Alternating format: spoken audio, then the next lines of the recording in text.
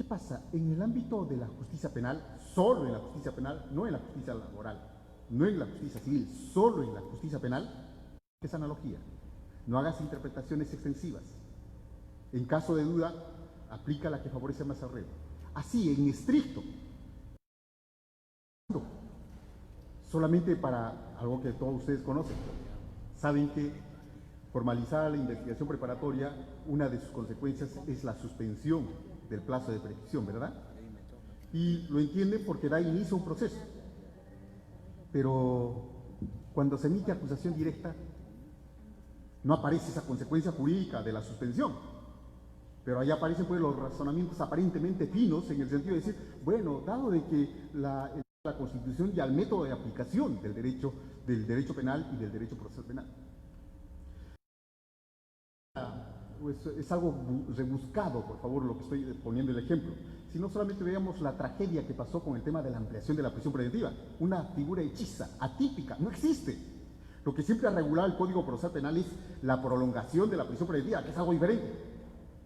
Y sin embargo, desde el sur, ¿cierto?, apareció la figura de la ampliación de la prisión preventiva, de una manera matemática, extraña, porque resultaba que, faltando solamente pues 2 actos de investigación, me diste 4, pero como el plazo legal es 9, 4 más 5 son 9. Pues corre traslado, defensa, algo que decir, no responda sobre esa suma. 4 más 5 son 9, sí son 4 más 5. Entonces, estoy considerando que 4 más 9 con el artículo 139.9. Letra muerta. ¿Qué aparecía del sometimiento a la Constitución y a la ley para hablar de una configuración de independencia? Funcionalmente, mi prestación me obliga a que tengo que imponer la papeleta. Pero en el momento que hago disposición privada y le pido 500 porque la multa es de 1000, ¿cierto? Estoy haciendo una disposición privada y eso es pervertir, desnaturalizar la función pública. ¿Claro está? Listo. ¿Y qué hacemos con aquellos jueces que de pronto interpretan conforme a sus miedos o a sus necesidades de ser héroes o a su propio autoritarismo o a sus propias convicciones internas, o de pronto a ser parte de un ejército de lucha contra la corrupción, contra el terrorismo? ¿Qué hacemos con esos jueces? Porque la interpretación de la ley debe ser siempre conforme, y conforme a la Constitución, y conforme a la Convención, y conforme a los estándares desarrollados por el Tribunal Constitucional y por la Corte Interamericana. Así que no hay posibilidad de que los jueces puedan apartarse de esa conformidad. Pero lo que vamos a encontrar es que saliendo de ese sometimiento es precisamente los jueces que hacen interpretaciones, pero de la ley, claro está, pero conforme a sus miedos. Interpretación conforme a la presión, conforme a sus necesidades, tal vez de reconocimiento. Ese juez no es independiente. Desde el momento que el juez está haciendo ese tipo de interpretaciones, ya está afectando la propia independencia, porque la independencia supone una prestación funcional pública sometida a la Constitución. Pero si ese juez está interpretando eso conforme a sus particulares móviles, ese juez no es independiente. Revisemos bien ese tema, porque muchos, ¿cierto?, en un contexto como el que vivimos, aplauden decisiones de pronto de aquellos que eventualmente emiten decisiones, pero conforme a sus cruzadas éticas contra determinados hechos. Esto no supone, por favor, asumir una defensa de los hechos que en este momento afectan obviamente a todo el colectivo del Perú, sino es una situación simplemente de reclamo de cómo los jueces deben estar sometidos a la Constitución y no pueden hacer disposición privada de esta cosa pública que viene a ser la prestación de impartir justicia. Bien. Es más, la independencia judicial solamente puede entenderse en una suerte, y esto ampliamente difundido, de poder-deber. No es un privilegio de los jueces, no es un privilegio, es un poder, pero a su vez necesariamente un deber.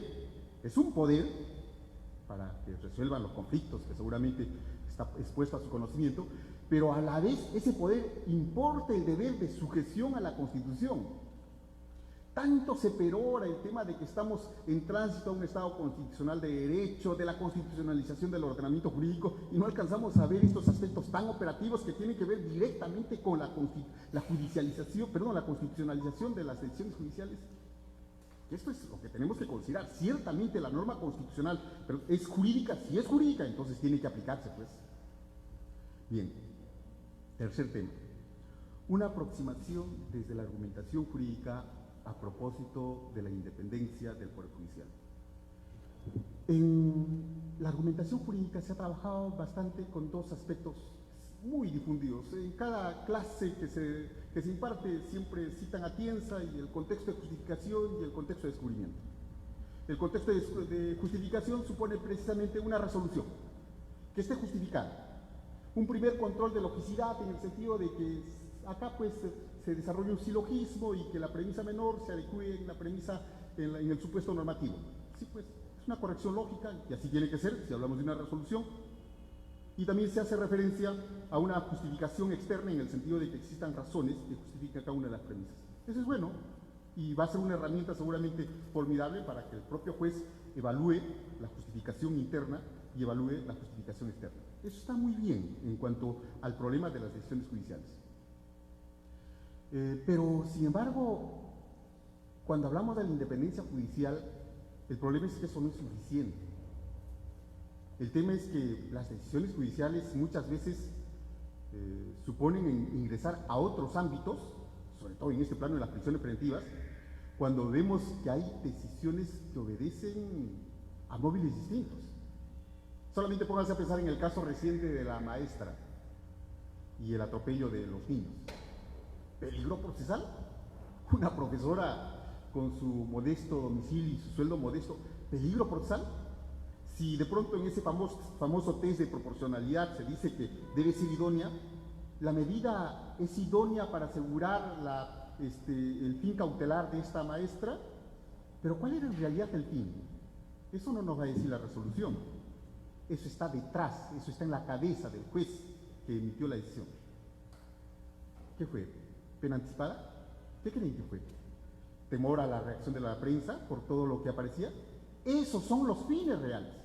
Y es por eso que desde un contexto de explicación, particularmente, esa es una propuesta que digo, por lo menos los abogados defensores deben aprender a incorporar al debate aquello que pues no está en el debate meramente de la justificación, sino los móviles ciertos.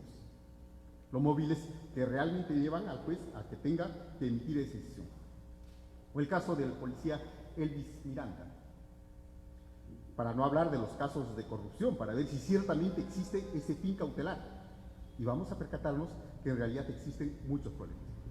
A ver, regresemos un poco al tema del contexto de justificación.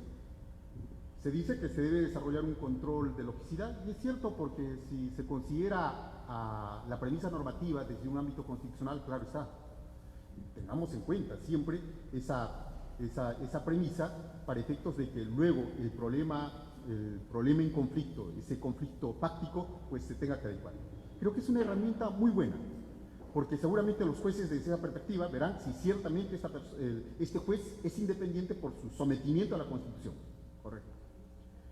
Pero pasando al tema de la justificación externa, también esto es muy importante, porque resulta que cuando se trabaja con las reglas, esa regla de la ley necesariamente tiene que estar cargado, estamos hablando de la premisa mayor, tiene que estar cargado de esos estándares que ha desarrollado el Tribunal Constitucional y que ha desarrollado la Convención Americana de los Derechos Humanos. Pero no es lirismo, sino que tiene que estar expresado. Si no, veamos en el tema de la motivación especial que requiere la prisión preventiva. No dice cualificada, no dice en ese momento reforzada, sino dice especial. Es decir, ¿qué voy a interpretar por especial? Yo como juez de investigación preparatoria, si el código dice especial, ¿qué voy a interpretar? ¿Lo que particularmente a mí como persona es especial? ¿O lo que especial supondría obviamente cargarlo de contenido conforme a los estándares de la Convención, conforme a los estándares desarrollados en las sentencias de la Corte Interamericana respecto a la prisión preventiva? Claro está que lo especial está sujeto ya y vinculado a lo que ha desarrollado el Tribunal Constitucional y la Corte Interamericana. Así que los jueces no son quien para darle un contenido distinto a eso que se denomina especial. Eso es justamente justificar externamente esa norma, desde la Constitución y conforme a los estándares. Y la premisa fáctica respecto de los fundados y graves elementos de convicción. Imagínense cómo se desarrolló esto en algún momento, y obviamente dentro de los entusiastas estaba mi persona, cuando con la sentencia casatoria plenaria, se llegó pues a esa forma de hablar ya de estándares probatorios, estándares objetivos probatorios, caramba, sospecha inicial, sospecha reveladora, sospecha suficiente o sospecha grave, carambas. Incluso habíamos desarrollado una doctrina jurisprudencial cercana a lo más desarrollado en la teoría de la epistemología jurídica. Increíble. Pero la práctica nos dijo algo diferente. Porque resulta lo que para Concepción Carguancho era sospecha grave, para Carcauso era sospecha reveladora, nada más. Fraude de etiquetas, porque resulta que el problema era de contenido. ¿Qué se entendía por sospecha grave? ¿Qué se entendía por fundados y graves elementos de convicción? ¿Cuál era el contenido que aparecía? Bueno, y quedamos hipnotizados durante buen tiempo y todos están con su escalerita: sospecha inicial, sospecha reveladora, sospecha suficiente, sospecha grave. Pero ¿cuál es el contenido? Entonces el problema está ahí. Si nosotros trabajamos con modelos probabilísticos, que es algo distinto, y damos una suerte de fórmula, esto puede ser objeto de control intersubjetivo en el sentido de decir, esto es sospecha grave, entonces no vamos a tener problemas. Y así es que de pronto una mera comunicación telefónica o simplemente el tratarse con algún apodo no va a dar lugar a que de pronto inventemos cuentos de criminalidad organizada, sino que vamos a requerir estrictamente un conjunto de hechos base que permitan inferir para construir esa imputación. Y las propuestas, estimo, y ojalá que de veras el doctor Miguel Ángel Pizarro Guerrero lleve esa propuesta dentro de su ponencia. A propósito, mañana, véanlo, va a hacer una exposición interesante sobre ese tema en la Sala Nacional, llevar algunos modelos probabilísticos. Y es algo elemental trabajar con esto. Rápido les digo esto porque sí es importante, por favor, que internalicen esto que voy a indicar. En Arequipa hay una localidad pesquera, Acarí. ¿Qué pasa en este lugar? Había un anciano de 70 años, antes pescador, pero ahora se había comprado un automóvil de esas lanchas grandazas, y es el personaje pintoresco del lugar, el tío, ¿cierto? Conducía y todos los días hacía colectivo. Una mañana, este señor sale a las 7 de la mañana con su vehículo, y a las 9 de la mañana este vehículo intercepta a un camión que salía cargando mineral con oro, ¿no? Material para ser procesado todavía. Hay disparos, interceptan al camión, lo asaltan, listo. Después los agraviados se desplazan a la población, hacen la denuncia, y a las 11 de la mañana el anciano ingresa con su vehículo, con la lancha nuevamente, al centro de la ciudad. Obviamente es capturado.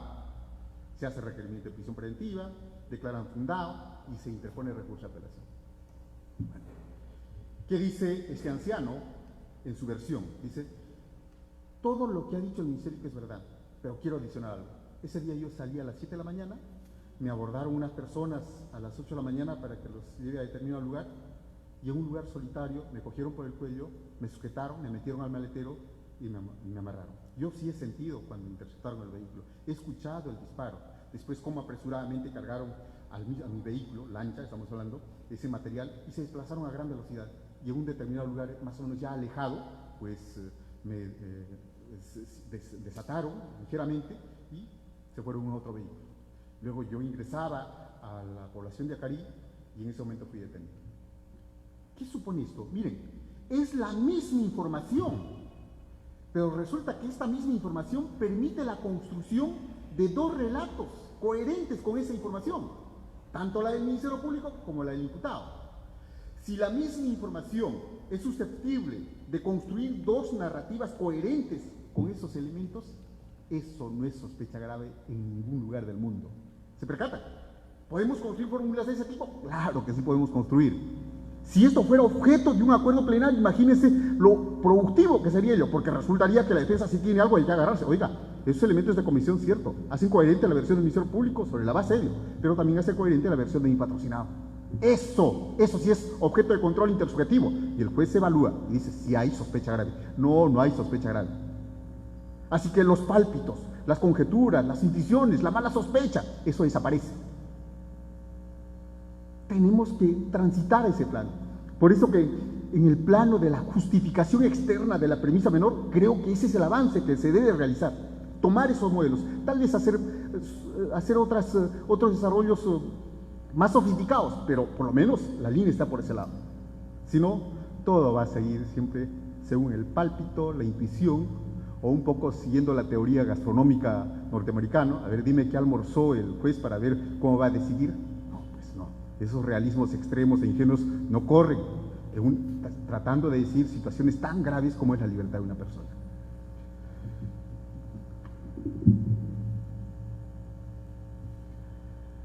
¿Cuál es el problema que se presenta con relación a las prisiones preventivas? Yo he prestado un trabajito donde digo que hay dos actitudes judiciales: actitudes éticas sustancialistas y las actitudes epistémicas. Tenemos de esos dos tipos de jueces. La actitud sustancialista ética es, pero ¿qué pasa? Que aquel juez que de la Constitución y a la realidad como tal. Las actitudes sustancialistas éticas, créanme, estimados colegas, son intuitivas. No requiere el juez de hacer ningún esfuerzo. Porque un contexto de opinión pública generada por la justicia mediática y un juez justiciero de acuerdo a su propia moralidad, ¿cuál va a ser el resultado de ese imputado? Solamente va a recibir incluso el aplauso, va a ser héroe nacional. Sin embargo, desde la otra perspectiva, cuando hablamos de la actitud cognoscitiva, desde esa actitud lógica cognoscitiva, el tema es distinto. Porque sí, el juez tiene que hacer un doble esfuerzo, ser consciente primero de que es un juez del Estado y que está sometido a la Constitución. Dice, yo en este momento me voy a cubrir. Ustedes saben que los médicos, para que cuando realizan una operación se ponen una cobertura en la boca para no contaminar, ¿verdad? Y es obvio. Entonces, esto es lo que debe hacer el juez de investigación preparatoria o el juez de irse contra sus propios prejuicios, sus propias actitudes. Y obviamente en el quirófano, en la audiencia, que es el escenario donde se va a decidir.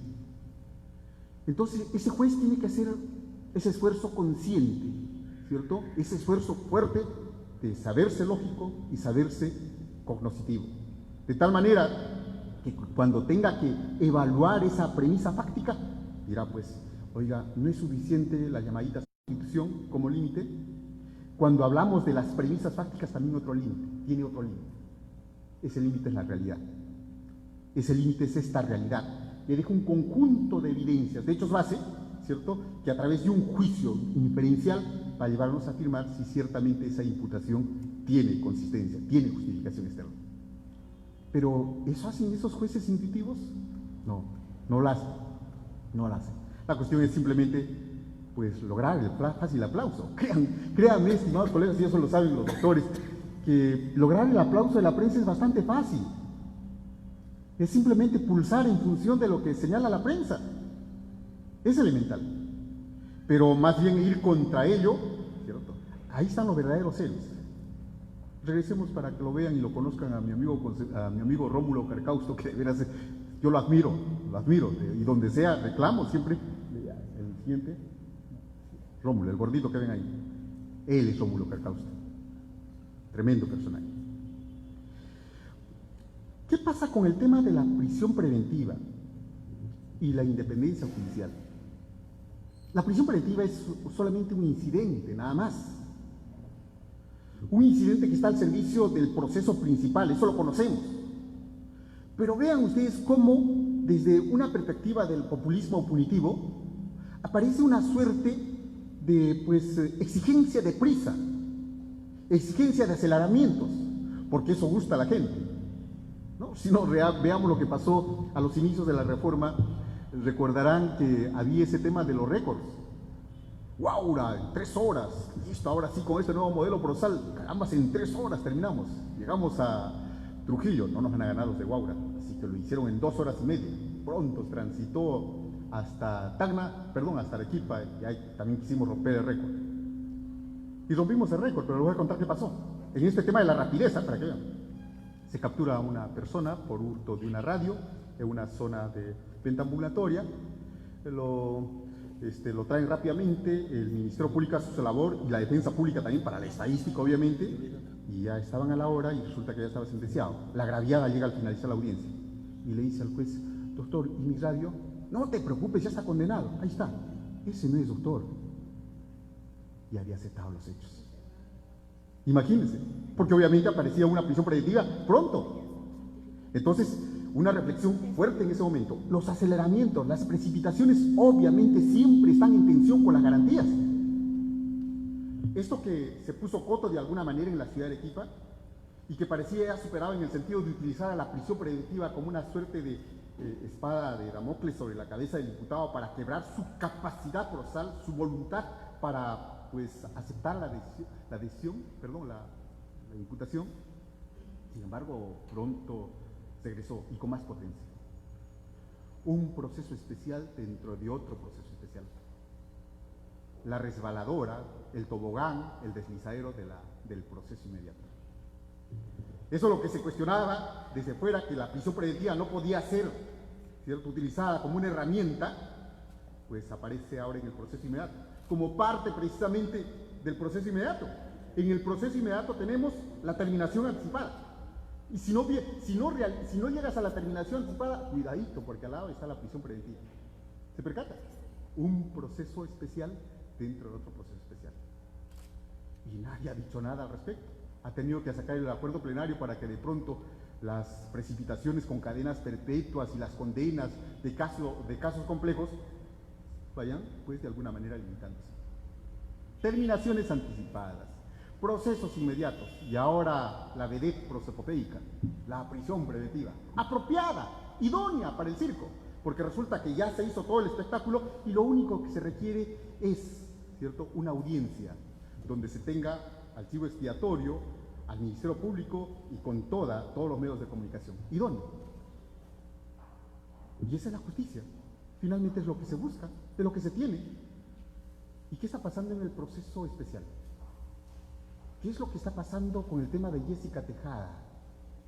Con una prisión preventiva y encerrada tanto tiempo, y que de pronto se percatan que solamente era la pareja, y que de pronto se percatan que ella no tenía conocimiento. ¿Qué barbaridades se está cometiendo a nombre de esta prisión preventiva tan acelerada? Entonces, en realidad tenemos mucho que reflexionar. Cuando todavía está en cuestión el problema de lavado de activos, respecto de su fuente, si es un delito de conexión, y de pronto ya se aparece difundiendo con fuerza, no lo voy a resolver, por tanto puedo decirle en un escenario académico, señalando que porque proviene de Venezuela, habría ya, ¿cierto?, un origen ilícito per se. Es decir, el origen ilícito me lo imagino solamente como etiqueta, sin que esté referenciado a algún hecho como tal. Oiga, ¿cómo sería el control de acusación? ¿Y cuál es la labor que le da que corresponder a los jueces de juzgamiento cuando tengan que decidir en fundabilidad ese tema? Pero ya se logró la pausa, ¿cierto? Los Robespierre de esos momentos, aquellos que aplaudieron, ahora están siendo guillotinados también por esa justicia mediática. Eso lo tenemos que reflexionar así fuertemente dentro. Yo sé que puedo parecer un poco crudo por lo que estoy planteando, pero si no lo decimos ahora, bueno, pues tarde va a ser cuando de pronto comencemos a reflexionar de la prisión preventiva y la independencia judicial. La prisión preventiva ciertamente se ha erigido en este momento en un escenario de ejecución de lo que se decide, porque la prensa es la que decide. Si es que más o menos sabe que está ante un juez independiente, sometido a la Constitución, entonces lo primero que comienzan es obviamente con esa campaña de demolición. Es muy elemental lo que hacen, es una suerte de figura de medios de comunicación, entonces así nos han enseñado. Independientemente de conocer si ciertamente hay indicios manifiestos de una probable irregularidad, no. Tenemos que iniciar investigación en contra de tu persona, si no solamente estamos investigando porque así ha salido los medios de comunicación. ¿Cómo creen que se siente el juez? Entonces, resulta que la propia independencia así institucional es afectada internamente. No estamos hablando de superiores o supremos que presionan al juez, sino de ese aparato administrativo que obviamente termina de quebrar completamente al juez. Si no, recordemos lo que está pasando con los beneficios penitenciarios. Hay todo un le proteja, le dé la cobertura que corresponde. Es un juez expuesto, realmente expuesto. Y frente a eso el Estado tiene que diseñar políticas institucionales para proteger a ese juez, para proteger que su ámbito esté como tal. Y esto obviamente es ser parte también de las políticas de los presidentes de corte. Las oficinas de imagen institucional deben dejar de ser, pues el presidente salga simplemente de campaña por su cuenta. La publicidad por la publicidad, exacerbada por la más media, por la justicia mediática, lamentablemente ha pervertido, ha desnaturalizado este principio en sí. Porque la publicidad tiene sentido, pero en tanto está imbricado con los otros principios. Publicidad del contradictorio y mediación del contradictorio. Para extraordinaria disposición y correcta aplicación de la ley.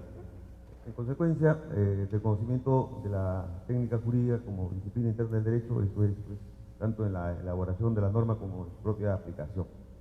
Entendiendo pues esto como una instancia, puede esto llevarse a cabo una audiencia, es decir, materializar el juicio oral para un pronunciamiento donde el juez haría suyo lo que ya no correspondería, está distinta a la acción penal e incluso también la acción civil, en tanto que el actor civil no habría reclamado de ello. Y frente a ello tenemos otros pronunciamientos más recientes en el mismo sentido. No quiero cansarlo en esto, pero sí es difícil elaborar cuando la Corte Suprema hace pronunciamientos en este sentido. Entonces, ¿cuál es su opinión al respecto? Gracias, doctor.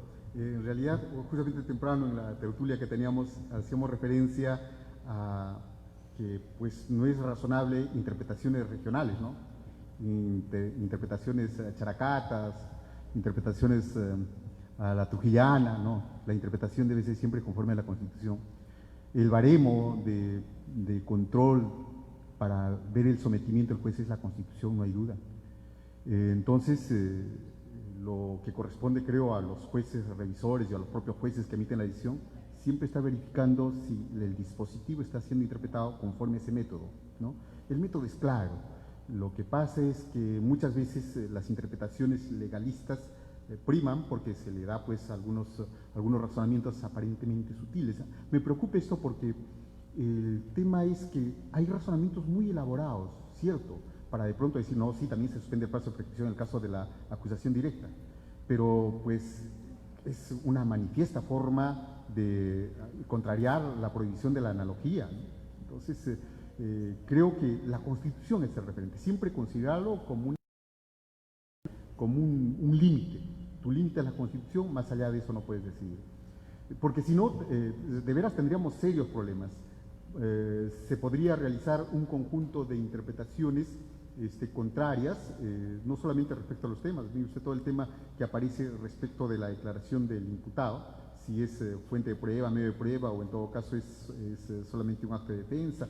Hay varias cosas, pero si nosotros hacemos toda una interpretación desde una perspectiva procesada, digo, ya dejaríamos de lado las propuestas que se han hecho en el sentido de buscar magistrados probos y valientes.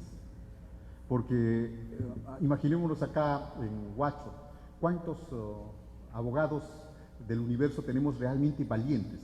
Ya le decía anteriormente, yo no me considero un abogado valiente, soy un ser humano simplemente, y que en un determinado contexto tengo miedo, pero me voy a sentir muy seguro en mis decisiones si tengo la cobertura suficiente como para decir sin que me aplasten, ¿no? Y seguramente habré jugado un partidito de fulbito en algún momento, habré aceptado un vaso y se me fotografiaron, y rápidamente llega la prensa y inmediatamente, pues ya, con eso completamente serio. Un comentario muy interesante que planteaba Víctor Raúl y a mí me agradó y lo voy a utilizar con su permiso, es ver el tema de ver frente a la reforma procesal, la contrarreforma procesal desarrollada por la justicia mediática. No hay duda que una expresión de la prescripción de la acción penal, de la acusación directa, que como por analogía se suspende conforme a la formalización, que literalmente en acusación directa no lo ha establecido la ley. Pero lo que no has dicho es que eso ha desarrollado la propia Corte Suprema, en una casación de Cusco, si no mal recuerdo. Ellos han hecho esa analogía y han dicho, y le digo lo siguiente, es una interpretación de ellos, o sea, la independencia para el contradictorio, Pedro Francisco, porque no, está bien. Yo no te sigo, el contradictorio, te hago la pregunta, pero ellos también están en su interpretación, porque ellos dicen, acá hay dos ponderación de bienes jurídicos. El tema que se va a generar la impunidad si prescribimos, si es que no se suspende, versus, lo reconocen, ¿no? Versus la garantía. La garantía del imputado es este tema de la analogía que no se va a aplicar. Finalmente ellos deciden por no generar impunidad. Y es una casación que probablemente los jueces en un nivel no lo están aplicando, algunos lo aplicarán, otros no. Particularmente no comparto esa justicia, pero ¿es que acaso ellos tampoco no están generando interpretación en base a la independencia que tienen, están sujetos e interpretan la Constitución? ¿Cómo ver desde ese punto de vista que te hago esa inquietud? Estaba desarrollando un trabajo tratando de ver cómo los acuerdos plenarios afectaban la legalidad, como por ejemplo en el delito de violación de libertad sexual cuando se había extendido el rango etario de los 14 a los 18 años. Y resultaba que de pronto se tenía trato sexual ya con las variaciones, con una menor de 18 y mayor de 14 años. De tal manera que si se habría ejercido violencia, se aplicaba la consecuencia que correspondía al 173. Yo sé que esto puede parecer una barbaridad en estos momentos, pero eso fue un acuerdo plenario. Después, nos vamos al tema del delito de hurto. El tipo base, necesariamente sistematizado con el 444, exige el elemento cuantitativo de la remuneración. Pero sale el acuerdo plenario y dice, no hay necesidad. Si entro a una farmacia y me llevo un lapicero, con tal que vaya solamente contigo, ya es pluralidad y es indiferente el elemento cuantitativo.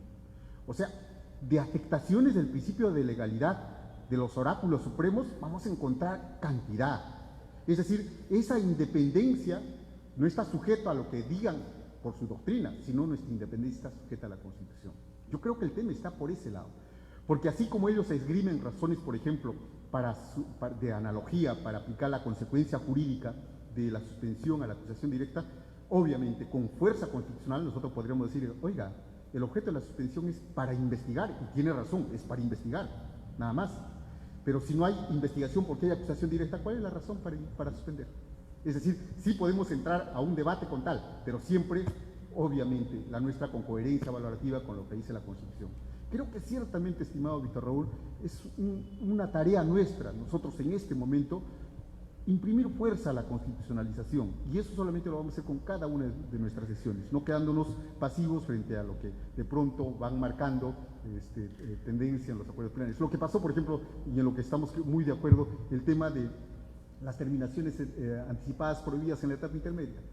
Y resulta que en el sistema, por lo menos puertorriqueño, es el escenario justamente por excelencia donde en la etapa del Discovery el Ministerio Público, la Fiscalía muestra todo ello, y frente a esa situación la otra parte dice, pues no, acá nomás. ¿Y en qué momento el Ministerio Público va a proveer o va a enseñar, va a mostrar todos los elementos? Obviamente en la etapa intermedia, y sin embargo acá, simplemente con la argumentación que tuvimos en ese acuerdo plenario, que no, se desnaturaliza la etapa intermedia. Además, ya ha dado lugar a que trabaje ya el Ministerio Público, y al Poder Judicial que le interesa que trabaje el Ministerio Público.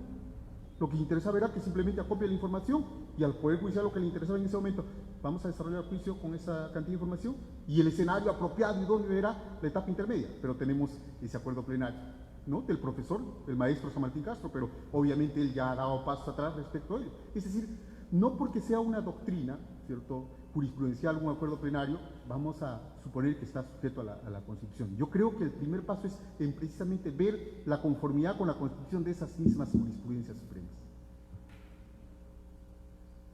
Muchas gracias. Bien.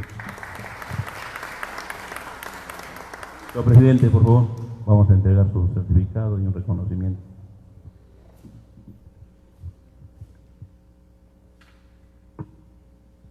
Doctor Francisco Félix Mendoza, permítame entregar este certificado con una humilde pero merecida certificación de esta estupenda cuestión suya, y le hago entrega de la misma para que corresponda. Asimismo, le vamos a entregar el balcón de Guaura, que es un símbolo de esta parte del país y de la independencia. Y en unos meses son 200 años del procedimiento de San Martín.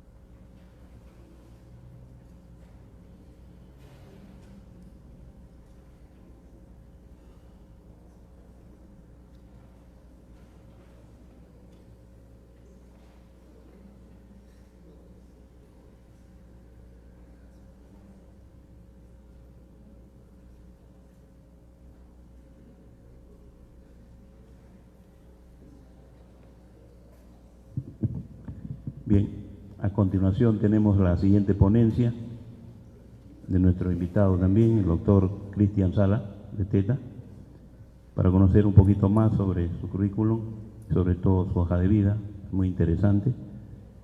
Abogado por la Universidad Privada San Juan Bautista, con estudios concluidos de maestría en Derecho Procesal en la Universidad Particular San Martín de Porres, cursa la maestría en Derecho Penal en la Pontificia Universidad Católica del Perú, especializado en Derecho Penal y Procesal Penal, profesor del curso de Derecho Penal en la Facultad de Derecho de la Universidad Privada San Juan Bautista, capacitador a nivel nacional e internacional, presidente de la Escuela de Litigación Oral y Técnicas de Negociación, y ejerció el alto cargo de Procurador Anticorrupción Nacional. Como ustedes verán, ahí está su tema, lavado de activos. Lo recibimos con fuertes aplausos, por favor.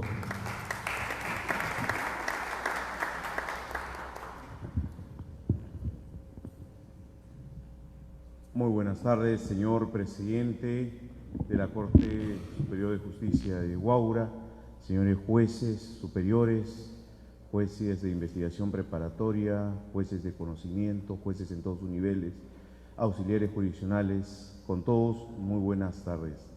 Primero agradecer la gentil invitación para formar parte de este importante evento con motivo de estos 13 años ya de manejo y puesta en práctica del Código Procesal Penal del 2004. El tema que vamos a desarrollar está muy vinculado con lo que hace un momento el doctor Francisco Celis Mendoza, un juez sumamente capaz, académico y valiente, ha estado comentando. Esto es, la problemática que en la marcha, en la puesta en vigencia de este código, en su aplicación diaria se va presentando. Y obviamente una de esas problemáticas la vemos en la imposición de ciertas medidas coercitivas como son las prisiones preventivas, pero también la vemos en la aplicación y el tratamiento de ciertos casos complejos como son los casos de lavado de activos. Imagínense la problemática de la prisión preventiva plasmada ahora a procesos de lavado de activos. Terrible, y lo vamos a conversar, lo vamos a debatir. Pero para ello vamos a dividir nuestra ponencia en dos aspectos. Un primer aspecto va a estar referido al tratamiento dogmático, teoría del delito, vinculada al lavado de activos, y otro segundo ya a su tratamiento procesal, al aspecto adjetivo. Y entonces vamos a ver ahí cómo es que en ambos ámbitos se nos va a dar ciertos problemas de definición o de entendimiento de este tipo penal, así como en su aplicación ya práctica, en su investigación, procesamiento y en su condena, en su sanción. Pues bien, lo primero que tenemos que revisar aquí es lo siguiente.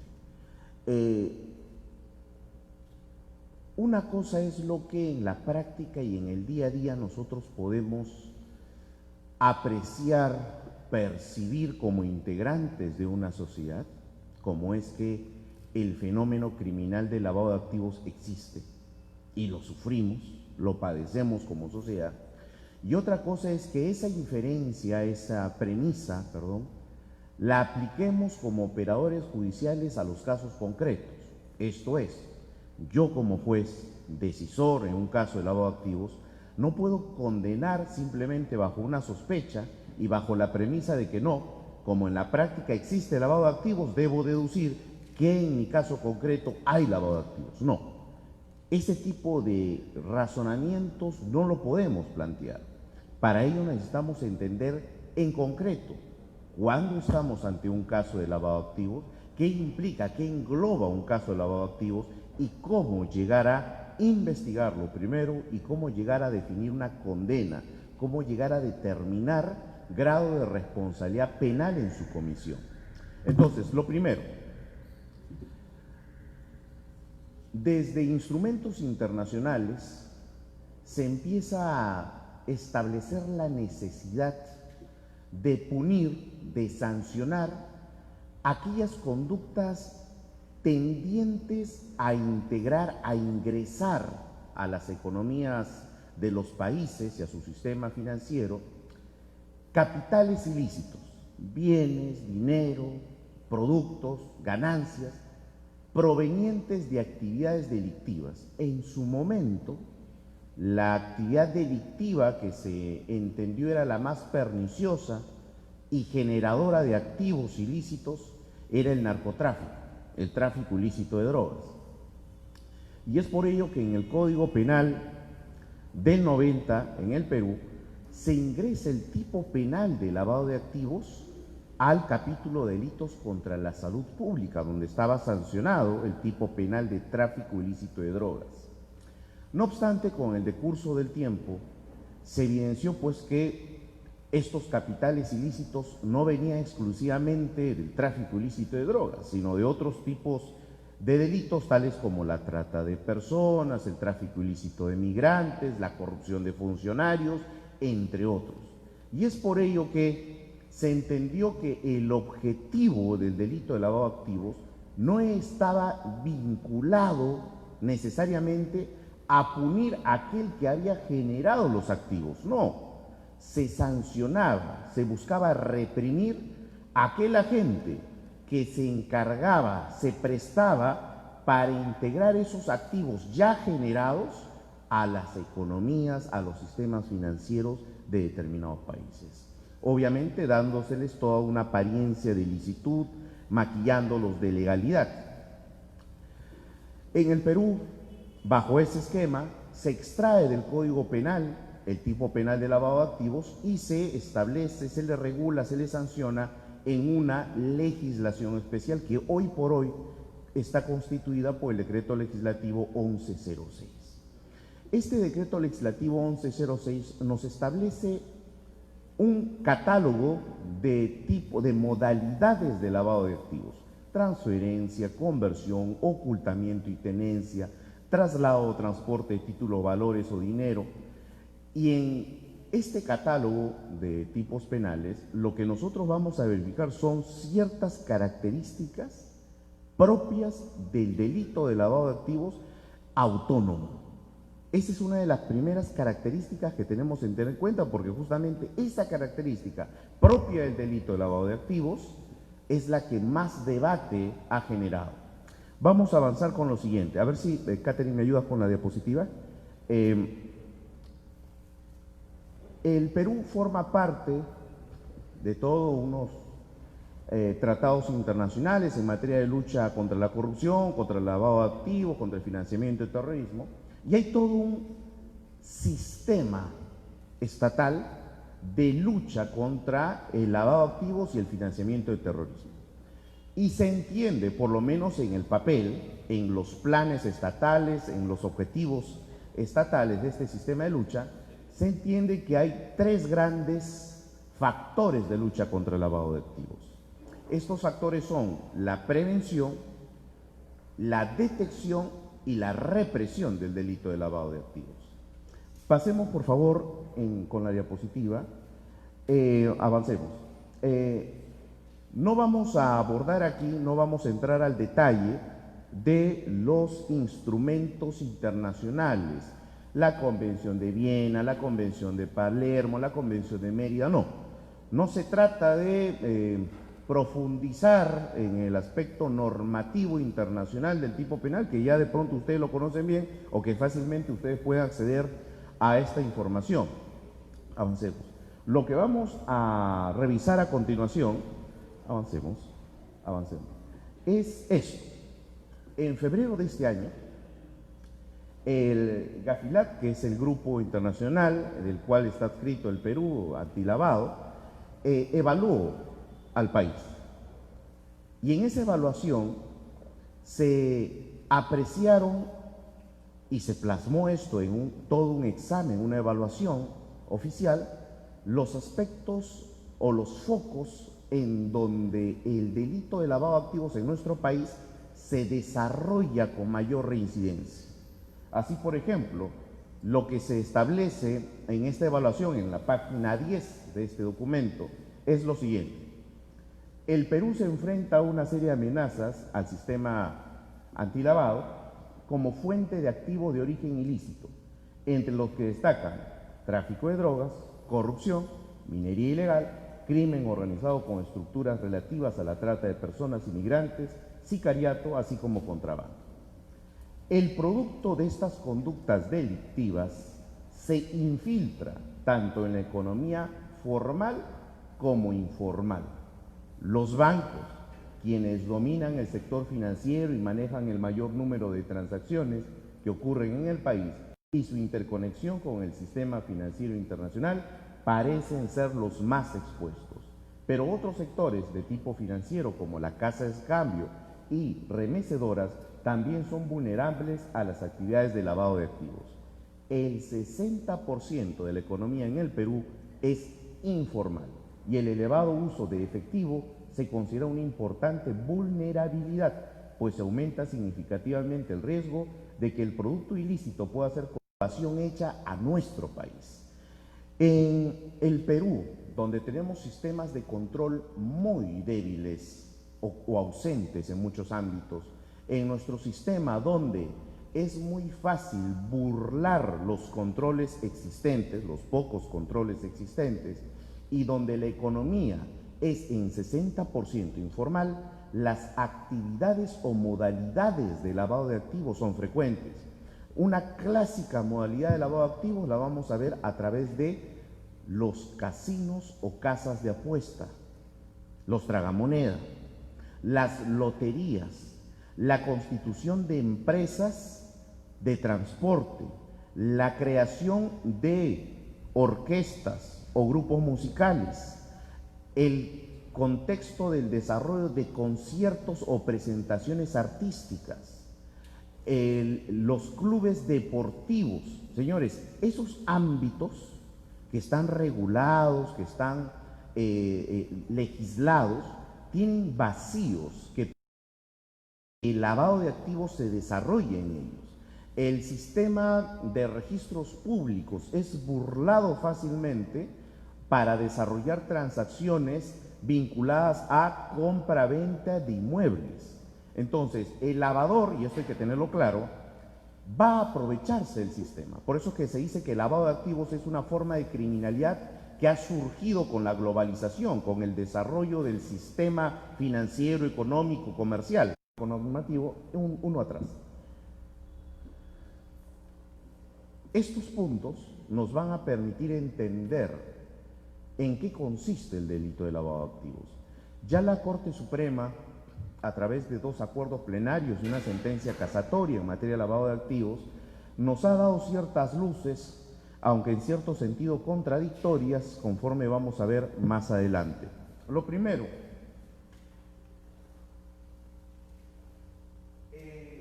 la Corte Suprema, siguiendo doctrina bastante aceptada, señala lo siguiente: el delito de lavado de activos es un delito autónomo. Vamos a poner un alto ahí. ¿Qué significa esto?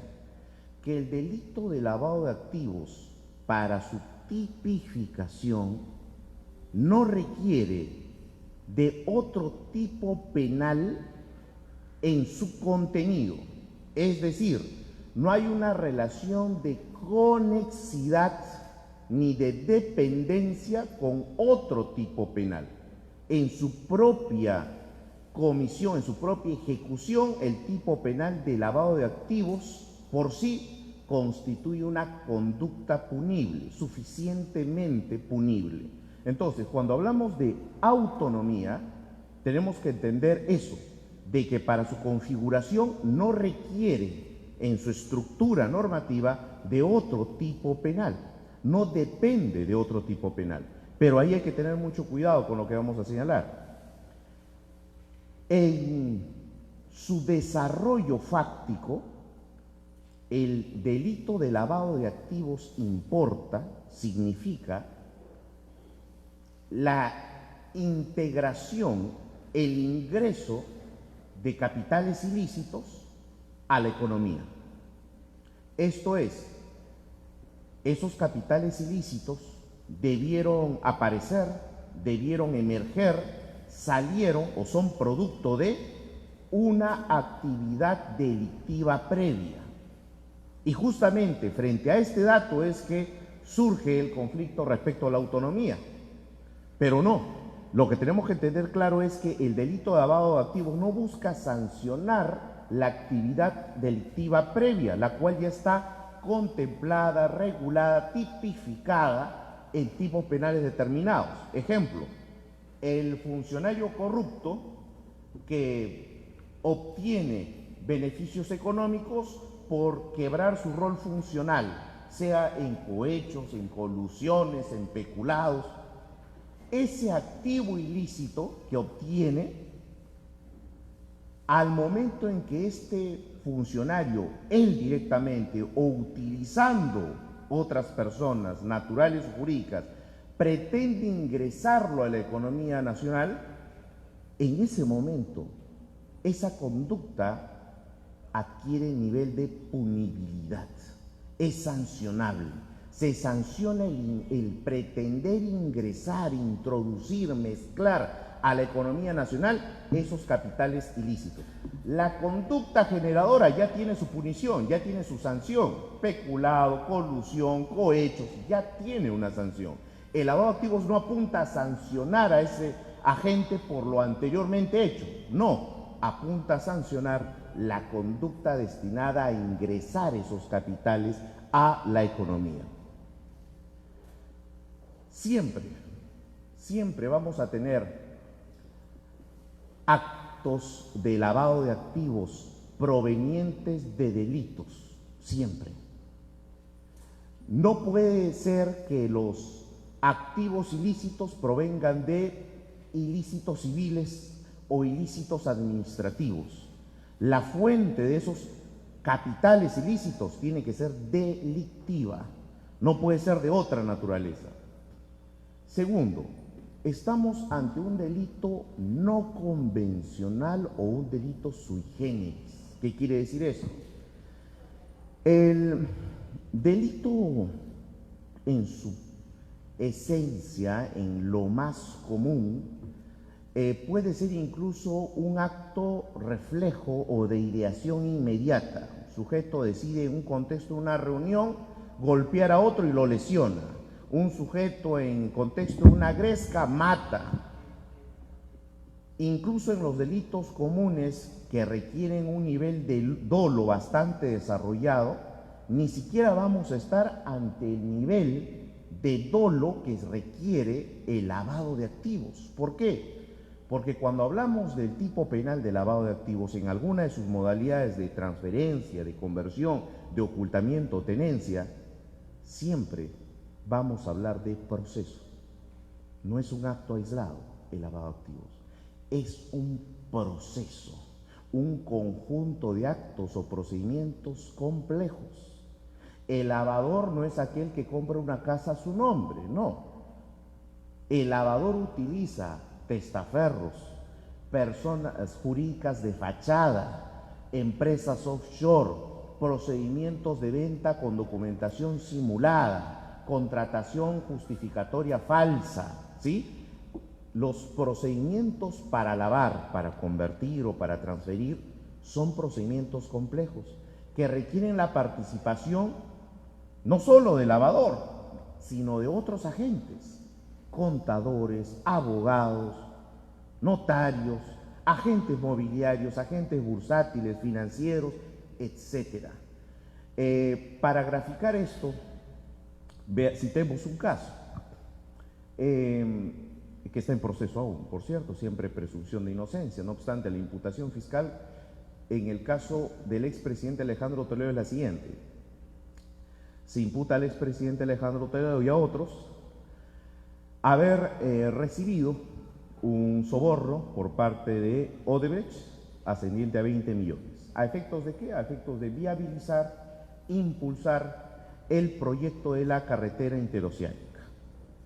Producto de ese ingreso de dinero, dinero habría sido depositado en cuentas en paraísos financieros a nombre de empresas offshore en Reino Unido, y de allí se había transferido ese dinero a una empresa creada en Costa Rica, Ecoteva, y esta empresa habría servido para viabilizar los créditos que habría obtenido la suegra del expresidente, una persona ya de más de 80 años, a efectos de que ésta, a su nombre, compre 2 inmuebles millonarios en Lima, Perú. La pregunta es, este conjunto de operaciones que implicaron la creación de empresas offshore a nombre de otras personas, la apertura de cuentas en bancos ubicados en paraísos financieros y la posterior elaboración de todo un procedimiento de transferencia para luego hacer un procedimiento crediticio a efectos de comprar bienes a nombres todos de terceras personas, pregunto, ¿es el acto de un solo sujeto? O sea, el expresidente Alejandro Toledo se encargó de diseñar, elaborar y de concretar y materializar todo esto. Imposible. Se requirió la participación de profesionales expertos en derecho comercial, derecho bancario, bursátil, financiero, tratamiento internacional de la transferencia de dinero. La pregunta es entonces, ¿estamos ante un delito común o es un delito de naturaleza especial? Es un delito no convencional, porque requiere no solo la elaboración, planificación y generación de un conjunto de procedimientos complejos y especiales, sino además de procesos complejos, no simples. No son simples cartas, no son simples contratos firmados a su nombre, sino contar con testaferros, personas jurídicas de fachada, offshore, etc. Esta complejidad además se da por algo. La idea de lavador normalmente, por regla general, es que las cosas no aparezcan a su nombre, que los bienes no aparezcan a su nombre. Él no tiene por qué figurar en esas transferencias, en esas transacciones, en esos movimientos de dinero, no. Y por eso se utiliza terceros, prestanombres. La idea del lavador es desarrollar estos procedimientos de transferencias, conversiones, para evitar el descubrimiento del origen ilícito de esos activos. O, como dice la ley, también para evitar su decomiso o incautación. Esta idea se ve materializada ¿en qué? En justamente la forma en la que se desarrollan estos actos. Transferencias con contratos simulados, transferencias con documentación falseada, transferencias con prestanombres. Estos actos, que son datos objetivos, lo que permiten determinar es que estamos ante un delito de intención, que va más allá del dolo. Es un delito que tiene que cumplir con una finalidad adicional, que es evitar el descubrimiento, evitar que se identifique el origen ilícito de esos activos. Según la forma en la que se comete el delito, vamos a tener modalidades de lavado de activos de consumación instantánea y de consumación permanente. ¿Cuándo estamos ante delitos de consumación instantánea? En caso de lavado de activos, ante actos de transferencia y conversión. Y cuando estamos ante delitos de consumación permanente en los actos de ocultamiento y tenencia. Este delito, además, afecta diversos bienes jurídicos tutelados. ¿Cuáles son esos bienes jurídicos tutelados que se ponen en riesgo o que en la práctica se afectan directamente? La estabilidad del sistema económico. En países como el nuestro, donde se apunta, si bien no se tiene, pero se apunta a tener una economía formal, una economía donde se tenga el sustento de todo y se entienda de que todo lo que circula en el mercado tiene origen lícito. En una economía como la nuestra, el ingreso de capitales ilegales es terrible, es pernicioso. Se quiebra todo criterio de libre y sana competencia. No es lo mismo que un empresario que ha invertido años en una actividad legal genere capitales lícitos e invierta en su actividad comercial, que de la noche a la mañana aparezca un sujeto, un testaferro, que inyecte capitales ilícitos a la misma industria, al mismo rubro y compita con él. La competitividad obviamente no va a ser leal, no va a ser la misma, y eso genera una afectación al sistema económico. Un segundo bien jurídico tutelado que la doctrina reconoce que se afecta en estos casos es el de la administración de justicia. ¿Por qué se afecta a través del lavado de activos la administración de justicia? Se vulnera la administración de justicia porque la idea de sancionar hechos punibles implica que aquel que cometió un delito pueda sufrir la sanción correspondiente, pueda padecer la sanción correspondiente, la pena, y se resocialice, se reintegre a la sociedad posteriormente al cumplimiento de la pena. Pero esa finalidad del derecho penal queda rebasada, es burlada, cuando el sujeto que ya cumplió una pena sale y disfruta de todo lo ilícitamente obtenido. ¿Cuál es el mensaje a la sociedad? El crimen sí paga, el crimen sí es conveniente para el delincuente, sí le da réditos, le genera beneficios. Frente a eso, obviamente, el lavado de activos se presenta como un acto que atenta contra la administración de justicia, y ese es otro bien jurídico tutelado que se afecta. Un tercero, nos dice la doctrina, es el referido a la credibilidad y confianza en el sistema financiero.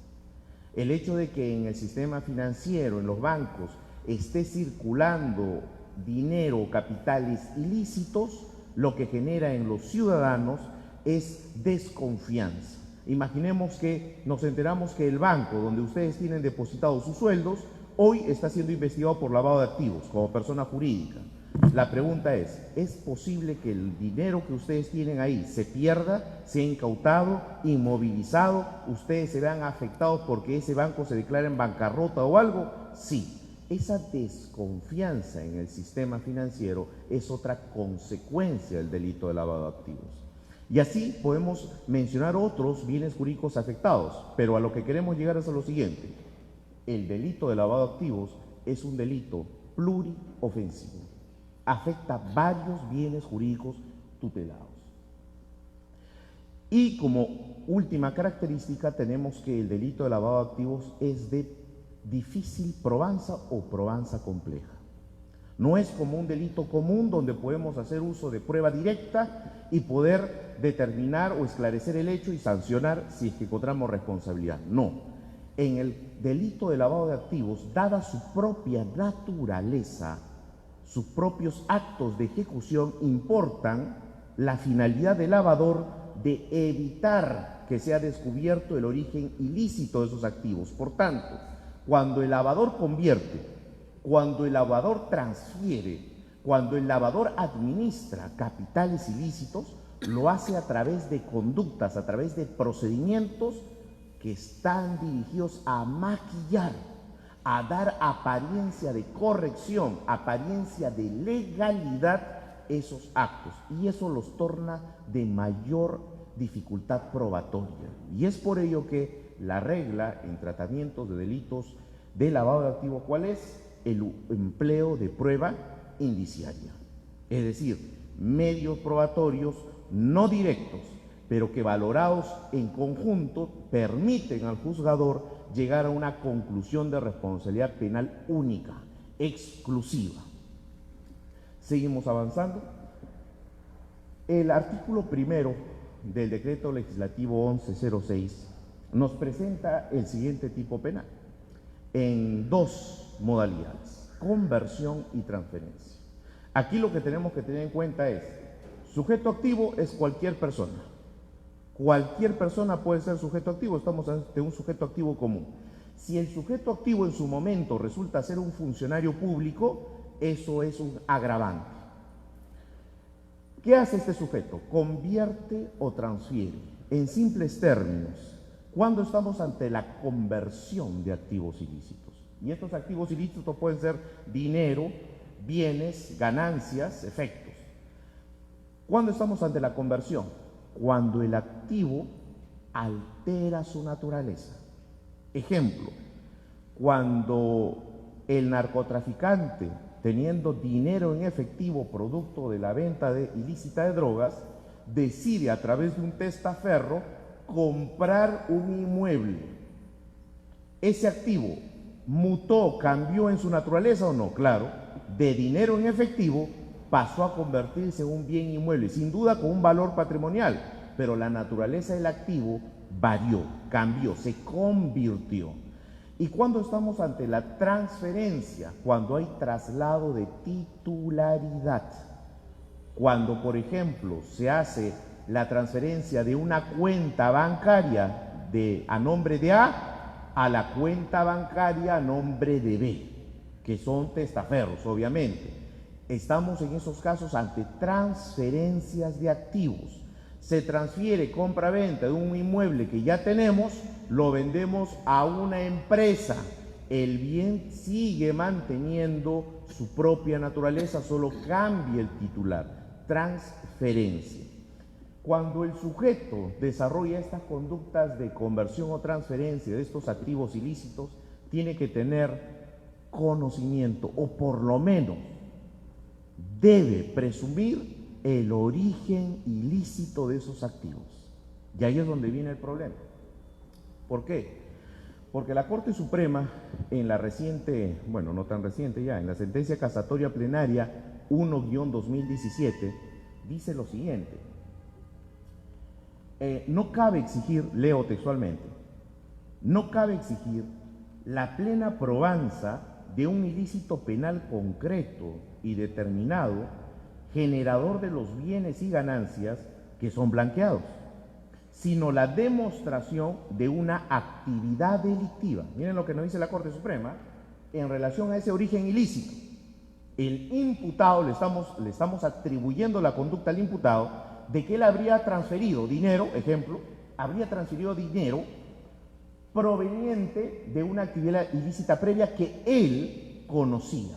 Y lo que la Corte Suprema nos dice es: a esa persona no es necesario exigirle que haya conocido cuándo, cómo, quiénes participaron en el delito previo. Y hasta ahí está en lo correcto. Hasta ahí está en lo correcto, es obvio. Pero por lo menos lo que se le debe exigir a ese sujeto es que pueda haber conocido o debía presumir que esos activos no eran legales y que tenían proveniencia de una actividad delictiva anterior. La pregunta, y ya en la práctica, en el caso concreto, sería: ¿y cómo logramos sustentar que efectivamente ese conocimiento que él tuvo o debía presumir era de una actividad delictiva, como lo denomina la Corte Suprema? Actividad delictiva. ¿Qué cosa es una actividad delictiva? ¿Una actividad delictiva acaso no es un delito? ¿O puede ser otra cosa la actividad delictiva? La actividad delictiva es un delito.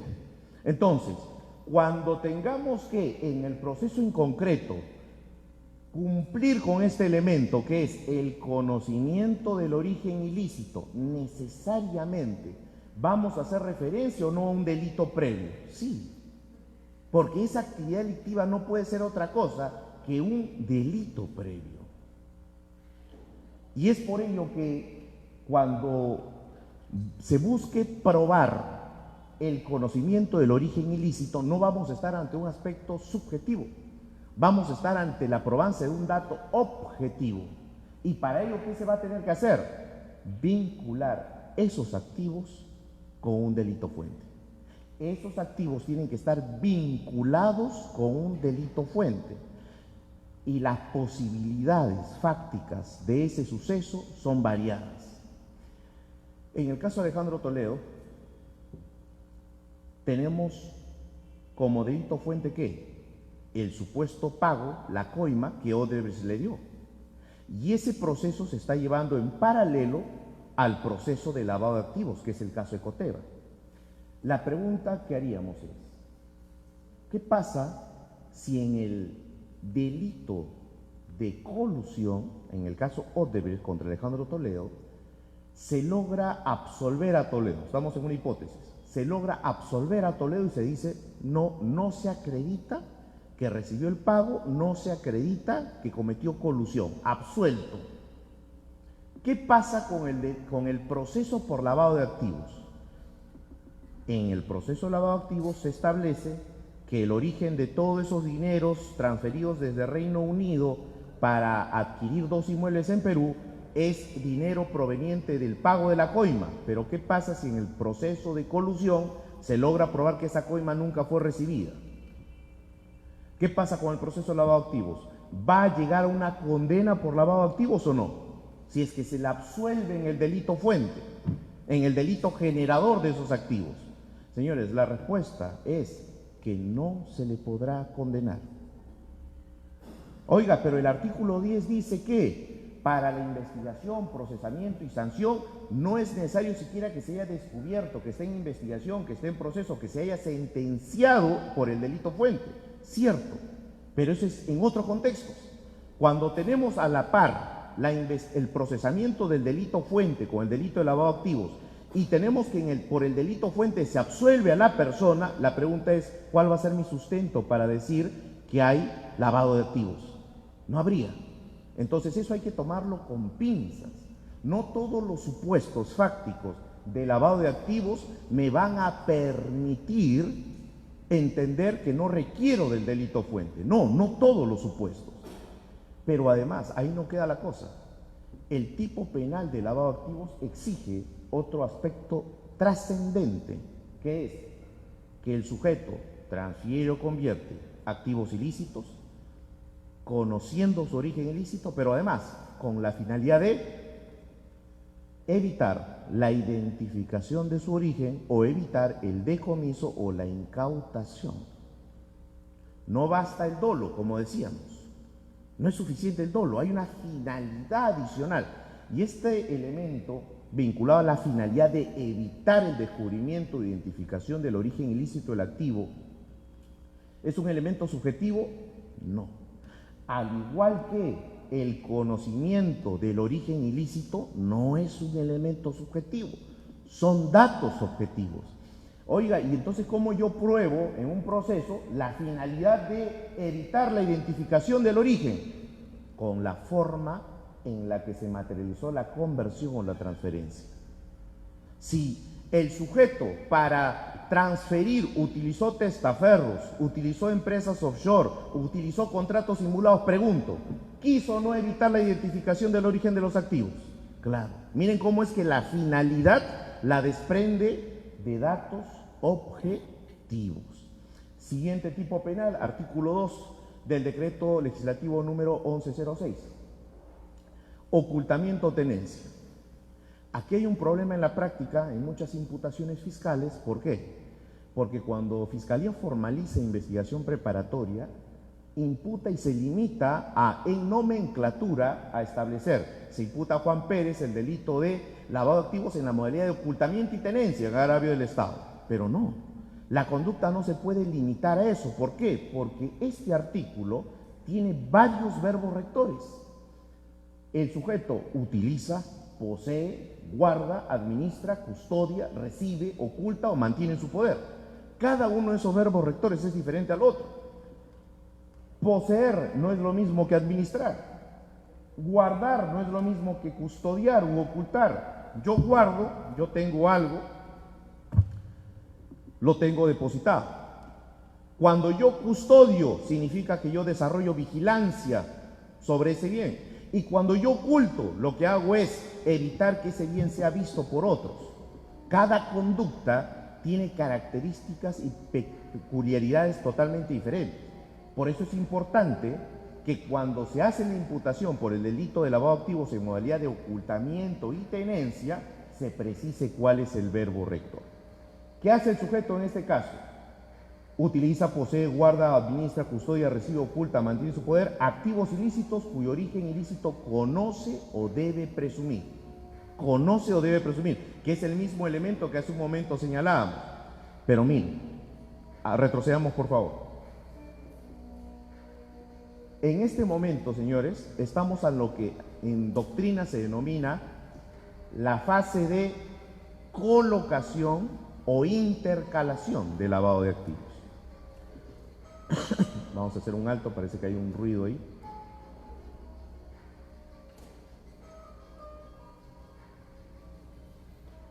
Ahí está, muchas gracias. En este momento, en el artículo 1, en las modalidades de conversión y transferencia, estamos ante los primeros dos momentos del ciclo de lavado de activos, que es la colocación e intercalación. Es el primer momento, es decir, el momento próximo, posterior a la generación del delito fuente, a la generación de los activos por el delito fuente. Se cometió el delito fuente, los activos ya se generaron, ya tenemos patrimonio, ya tenemos bienes, ya tenemos dinero ilícitamente obtenido. Cuando ese dinero ilícitamente obtenido quiere ingresarse a la economía nacional a través de actos de conversión o tenencia, estamos en este primer momento. Si en este primer momento no puede haber la modalidad del artículo 2, avancemos. El artículo 2, que nos habla del ocultamiento y tenencia, es un momento posterior del ciclo de lavado de intercalación y colocación. Este momento es el que se denomina en doctrina la integración de los activos ilícitos. Por tanto, no puede haber una imputación aislada por ocultamiento y tenencia si en la imputación fáctica, en la explicación, no se alude a cómo fue transferido o convertido previamente ese activo. Es siempre indispensable que se entienda que este es el último ciclo de lavado de activos, porque ahora estamos desde la otra perspectiva. Ya no estamos desde el sujeto que transfería, desde el sujeto que convertía, que vendía. No, estamos desde la otra perspectiva. El sujeto que recibe, el sujeto que guarda, el sujeto que posee, el sujeto que custodia un activo ilícito, obviamente cuyo origen ilícito conoce o debe de presumir. Entonces, hasta aquí lo que vamos apreciando es que el tipo penal de lavado de activos, si bien en su desarrollo típico no exige la probanza de un delito fuente, en la práctica, ¿qué va a exigir? Cuando queramos probar el elemento conocimiento de origen ilícito, necesariamente vamos a tener que vincular esos activos probatoriamente, dice la Suprema, a nivel indiciario, con una actividad delictiva anterior, necesariamente. Si no, señores, lo contrario sería, en un país como el nuestro, mandar a la cárcel, condenar a aquel que no puede justificar su patrimonio simplemente. En nuestro país, ¿cuántos empresarios comenzaron como informales? Sin emitir facturas, sin tener a su personal en planilla, con informalidad. ¿Cuántos? Hace 40, 50 años. Y hoy son empresarios prósperos. La pregunta es, si a estas personas las llevamos a un proceso de lavado de activos y vemos obviamente que no tienen cómo justificar su patrimonio, ¿los condenaríamos por lavado de activos?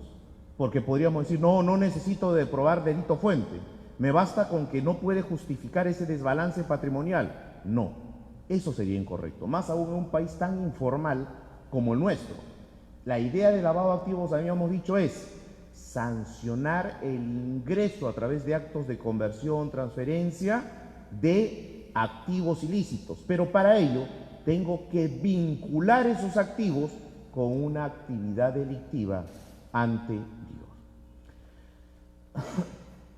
A este nivel nosotros ya podemos dilucidar o esclarecer ciertas conductas y diferenciar una conducta de agotamiento de un delito previo de una conducta de lavado de activos. Ejemplo, el funcionario corrupto que asociado y concertado con un empresario en un proceso de licitación de una compra-venta de una maquinaria o de un servicio, una construcción de una avenida, se ponen de acuerdo para que el empresario, a través de su comité de selección, le entregue el contrato a ese empresario, a cambio de que ese empresario le dé el 10% del valor de la obra, el diezmo, y le diga, toma tu 10%.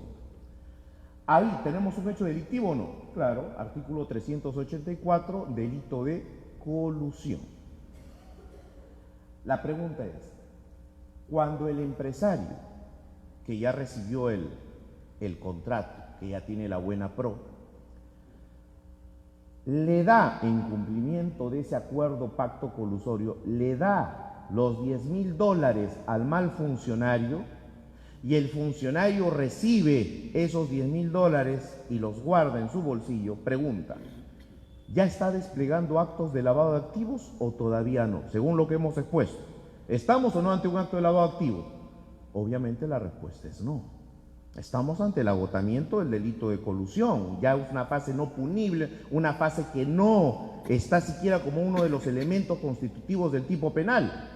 Pero cuando ese funcionario corrupto toma esos $10,000 y a través de un testaferro hace que depositen esos $10,000 en la cuenta de una empresa constituida con nombres fantasmas, pregunto, ¿ya está lavando activos o no?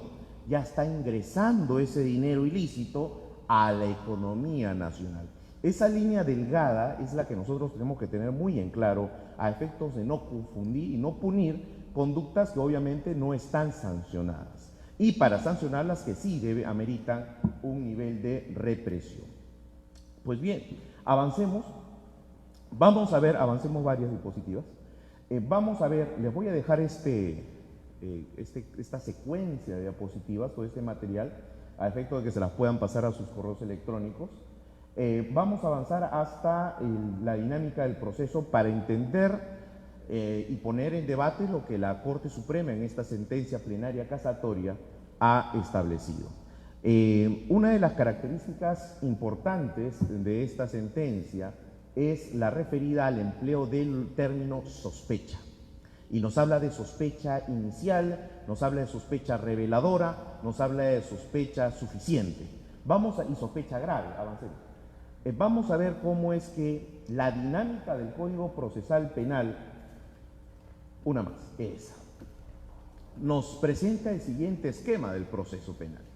Y nos dice, en primera instancia, el proceso penal común, obviamente ya no tenemos proceso de instrucción ni proceso ordinario. El proceso penal común nos presenta una triple estructura, nos presenta una fase de investigación, una fase de control intermedio y una fase de conocimiento o decisión, que es el juicio oral. Y nos dice, en la primera etapa, que es la etapa de investigación, tenemos dos subfases, diligencias preliminares e investigación preparatoria formalizada. Pero para iniciar diligencias preliminares, el Ministerio Público requiere de un nivel de sospecha inicial. ¿Qué cosa y cómo entendemos ese nivel de sospecha inicial que se requiere para abrir una investigación? Como bien sabemos, en materia penal, a diferencia de lo civil, la comunicación ante la autoridad no requiere de anexos de medios probatorios. Es decir, un ciudadano cualquiera puede presentar una denuncia de parte ante una fiscalía penal sin anexar documentación, medio probatorio, sí, porque justamente se entiende que ese hecho comunicado a la fiscalía, si tiene relevancia penal, va a generar que la fiscalía despliegue actos de investigación tendientes a corroborar ese hecho o a descartarlo. Es por ello que la denuncia no requiere, no se le exige que cuente con anexos de medios probatorios. Pero ¿qué se le exige a la denuncia? Se le exige que precise agraviado, se le exige que precise hechos. Es decir, los hechos contenidos en esa denuncia tienen que contar con una narración razonable, una narración lógica, coherente, y sobre todo, esos hechos narrados tienen que estar vinculados, se tienen que subsumir a una conducta típica, a un determinado tipo penal. ¿Para qué? Para que tengan apariencia delictiva. A eso nos referimos con sospecha inicial, es decir, no hay datos objetivos, no hay datos concretos que sirvan para motivar la apertura de las diligencias preliminares. Basta con la narración, con que de los hechos narrados se desprenda la supuesta comisión de un delito. Este primer nivel, que es lo que la Corte Suprema llama sospecha inicial, es lo que en teoría de la prueba denominamos el primer nivel de conocimiento, sinónimo de duda. Es decir, la sospecha inicial es la imposibilidad de afirmar o negar algo categóricamente. El fiscal, cuando recibe esa denuncia, puede decir: estos hechos pueden ser verdad, sí, pero también estos hechos pueden ser mentira. Estos hechos pudieron ocurrir, sí, pero puede ser que estos hechos nunca hayan ocurrido. ¿Es posible que esta persona los haya cometido? Sí, pero es posible que el denunciado no haya sido quien lo cometió. Imposibilidad de asegurar, afirmar o negar algo con categoría. Ese es el primer nivel de sospecha. ¿Y por qué se desprende la posibilidad, la justificación de la apertura de una investigación preliminar? Porque simplemente la narración, porque simplemente el dicho que figura en la denuncia tiene relevancia penal. Por ese solo dato. Y eso justifica que se abran diligencias preliminares. ¿Y qué pasa cuando esa narración, esa mera enunciación de hechos, no tiene relevancia penal? El fiscal lo puede archivar liminarmente. ¿Qué pasa cuando esa narración es fantasiosa, irrazonable, de imposible comisión? El fiscal la puede archivar liminarmente, de plano, sin siquiera abrir investigación. Pero ojo, cuando el fiscal abre estas diligencias preliminares, que según el código son actos urgentes, actos inaplazables, se traza dos finalidades. Primera finalidad, si es que quiere proseguir con la investigación. Primera finalidad, recabar a través de esos actos urgentes e inmediatos indicios reveladores, es el término que utiliza el código, indicios reveladores de la comisión, de la presunta comisión del delito, e identificar a sus autores o partícipes, es decir, identificar con nombre y apellido a los sospechosos. ¿Qué pasa si el fiscal en sus diligencias preliminares, en el plazo que le da la ley, 60 días o hasta 120, qué pasa si el fiscal no logra conseguir esos dos fines? ¿O qué pasa si logra conseguir un solo fin? Es decir, no logra identificar al sujeto, al presunto autor, pero sí logra conseguir elementos indiciarios acerca del hecho. Oiga, ¿cómo es posible? O sea, acredita, tiene datos del hecho, pero no sabe quién lo ha cometido. Sí. Ejemplo, una persona alega en la comisaría haber sido víctima de violación sexual. Dice que horas antes salía de una discoteca hacia su domicilio y en el trayecto, cuando caminaba sola a las 3 de la mañana, sintió una mano que le cubrió la cara. No vio a la persona, nada. Ella perdió totalmente el conocimiento y despertó en un callejón cercano y sintió dolor en la zona rectal y sus ropas desperdigadas. Acude a la comisaría ordena los oficios respectivos a medicina legal, pasa su examen médico y tiene acto contra natura reciente.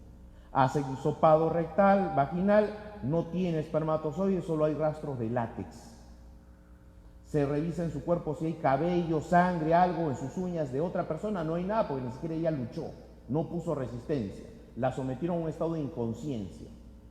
Se pregunta a los vecinos de la zona, se toca todas las puertas, 3 de la mañana, todos estaban dormidos, nadie escuchó ni oyó nada. No hay ADN en el cuerpo de la víctima que vincule al sujeto. No hay testigos. Cámara de vigilancia, la cámara de la municipalidad no funcionaban. Se va a la escena del hecho, no hay billeteras, no hay huellas, no hay documentos, nada. ¿De quién sospecha la víctima? No sé, ella se lleva bien con todo el mundo. La pregunta es, ¿tengo datos objetivos de una presunta violación sexual en estado de inconsciencia o no? Algo más, hisopado en la nariz y se encuentra un somnífero potente.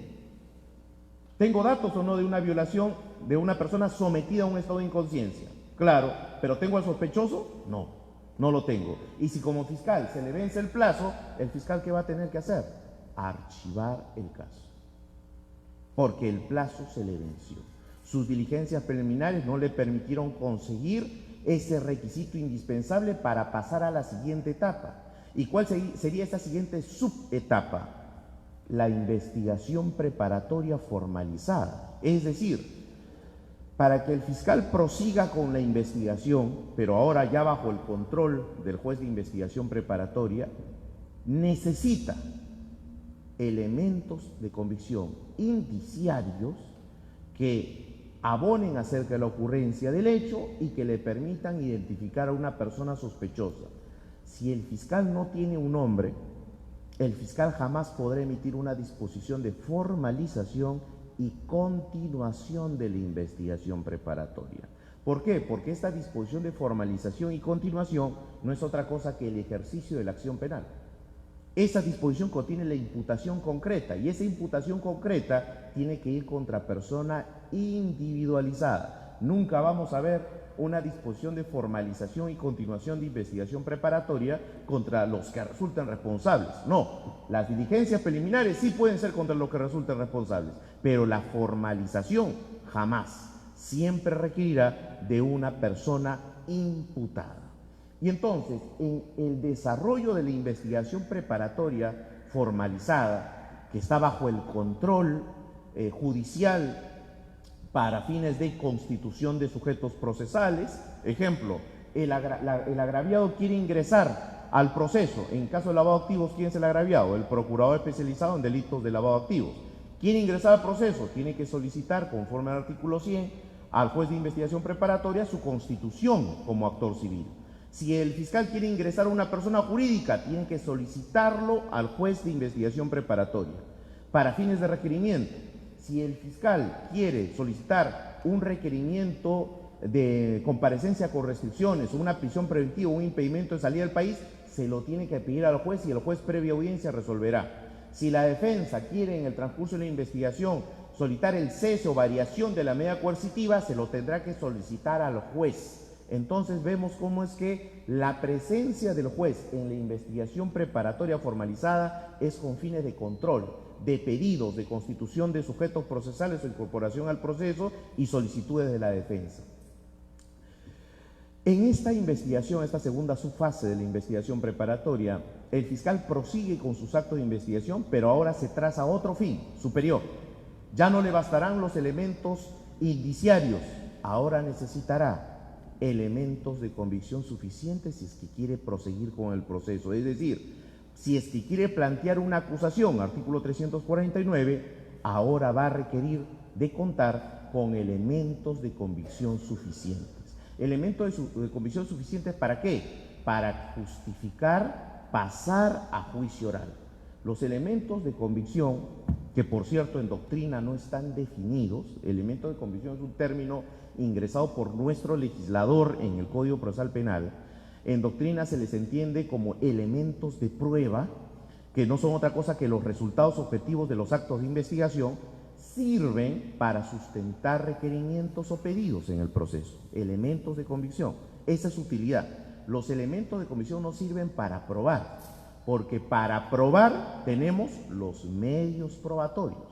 El elemento de convicción, por ejemplo, es el acta de declaración de un testigo a nivel fiscal. Ese es un elemento de convicción. Eso sirve para un requerimiento de prisión preventiva, para un requerimiento acusatorio, para solicitar el levantamiento del secreto de las comunicaciones. Elemento de convicción. Sirve para justificar requerimientos o solicitudes. Si la defensa quiere pedir un cese de prisión preventiva, ¿qué le exige el código? Presenta nuevos elementos de convicción. Elemento de convicción. Pero esa acta de declaración, ese papel recabado en la investigación, que contiene la versión del testigo, de por sí no es considerado medio probatorio. Porque si yo quiero llegar al juicio oral y hacer que esta versión del testigo sea conocida por los jueces, tengo que ofrecer declaración testimonial del testigo en juicio. Es decir, a esta persona, a este testigo, se le va a convocar en el juicio y recién ahí se le va a examinar y contraexaminar para que fluya la información. Entonces, no es lo mismo hablar de elementos de convicción que medios probatorios, y mucho menos prueba. Entonces, el artículo 349 exige que el fiscal presente, adjunte a su acusación, elementos de convicción que fundamenten su pedido. Estos elementos de convicción suficientes se dan sobre los dos ámbitos de probanza en el proceso. ¿Cuáles son? Elementos de convicción suficientes acerca de la ocurrencia del hecho punible y elementos de convicción que vinculen la conducta del acusado con ese hecho punible. Son dos ámbitos que se requieren para los elementos de convicción en la acusación. Si no, estamos ante la misma deficiencia que se pudo dar en las diligencias preliminares, donde solo había indicios sobre el hecho, pero no había sospechoso. Y obviamente, si es que después del debate y el control en la etapa intermedia, el control de la acusación, se emite un autoenjuiciamiento y pasamos al juicio oral, en juicio oral va a haber condena solo si es que hay prueba actuada suficiente que acredite la responsabilidad penal del sujeto en la comisión del delito. Si hay duda razonable, si no hay una adecuada actuación de prueba en el juicio, lo que corresponde es la absolución. Esta es la dinámica que el Código Procesal Penal nos presenta. La Corte Suprema, a través de esta sentencia plenaria casatoria, nos ubica en estas etapas, solo que nos dice que en las diligencias, para abrir diligencias preliminares, necesitamos sospecha inicial, para la formalización, sospecha reveladora, para la acusación, sospecha suficiente. Pero introduce un dato nuevo, no nuevo, sino trata de aparejar el concepto de sospecha grave a los elementos de convicción fundados y graves que exige el 268 del Código Procesal Penal para la prisión preventiva. Y lo que dice sobre la sospecha grave sí debe llamarnos a la preocupación, porque lo que dice es que la sospecha grave constituye un grado superior a la sospecha suficiente. Si eso es así, entonces solo los casos donde hay acusación, elementos de convicción suficientes, van a meritar prisión preventiva. Y obviamente eso quiebra toda la finalidad de la prisión preventiva. La prisión preventiva se puede dar incluso desde que el fiscal formaliza su investigación preparatoria, sabiendo que le faltan actos de investigación por completar. Desde ahí ya puede haber una prisión preventiva. Pero si partimos de la idea de que la sospecha grave es superior a la sospecha suficiente, vamos a tener un problema ahí de interpretación, porque vamos a partir de la premisa de que solo habría prisiones preventivas para aquellos casos donde solo hay acusación, porque existe a ese nivel recién sospecha suficiente. Ese es un error que obviamente en la práctica se tiene que ir corrigiendo. Para niveles del tratamiento de los casos de lavado de activos, lo que nosotros tenemos aquí es lo siguiente. Una denuncia por lavado de activos requiere de una explicación y una fundamentación del delito fuente, no. Miren, o sea, puede haber una denuncia que motive la apertura de diligencias preliminares por presunta comisión de lavado de activos sin siquiera en la denuncia, en la apertura de la investigación, referirse o hacerse mención a un delito fuente, sí puede haber. ¿Por qué? Porque justamente lo que va a buscar la Fiscalía en sus diligencias de investigación es ver si ese desbalance patrimonial, si ese movimiento o transferencia sospechosa está vinculado a actividades que generaron esos activos que son de naturaleza delictiva.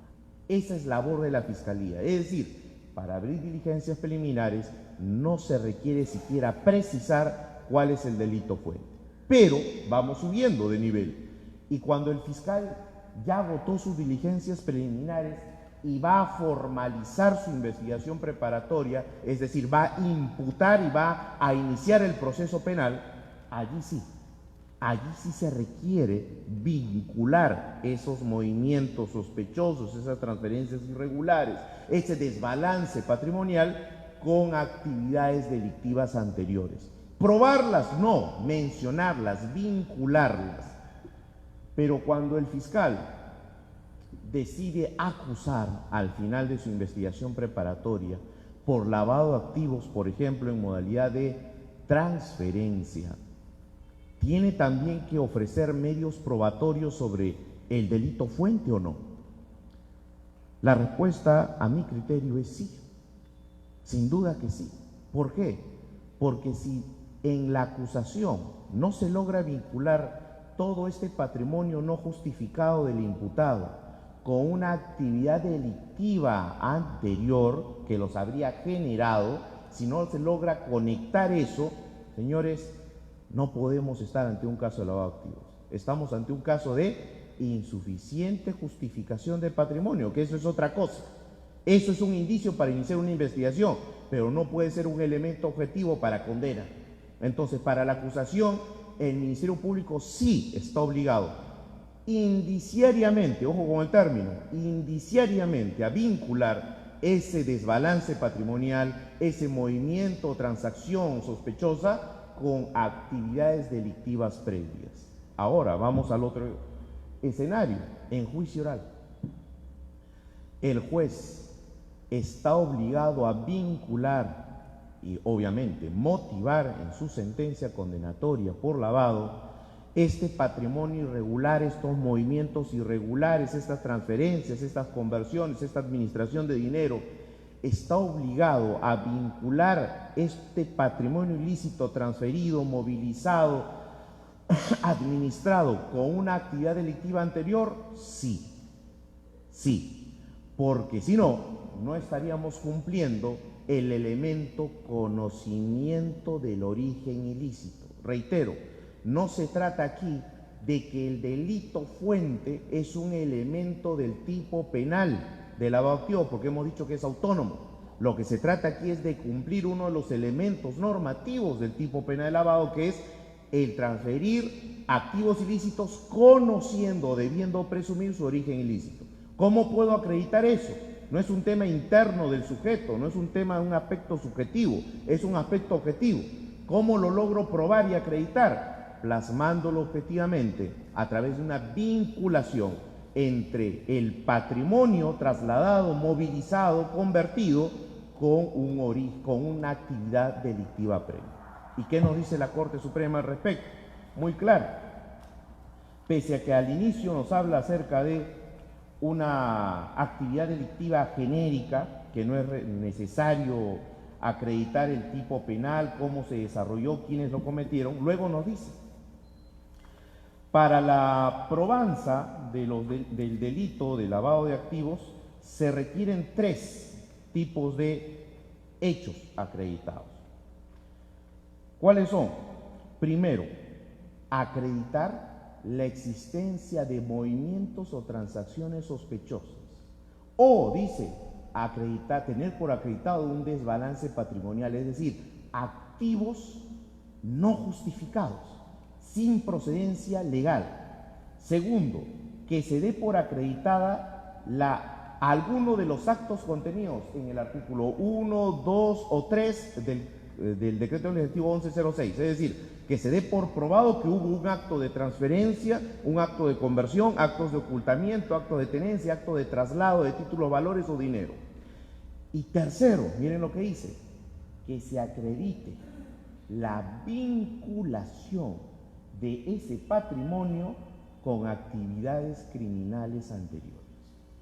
Entonces la pregunta ¿es necesario vincular o no ese patrimonio con delitos fuente? Sin duda que sí. No obstante, pese a que parece contradictoria la sentencia plenaria casatoria, lo que queda claro es que efectivamente no podemos, así se quiera plasmar dogmáticamente, no podemos desvincular la punición del lavado de activos de su real origen, que son actividades delictivas anteriores. Apreciados colegas, espero que lo que hemos comentado sea de utilidad al trabajo diario y que en todo caso genere mucho más debate y profundo interés en esta temática. Muchísimas gracias.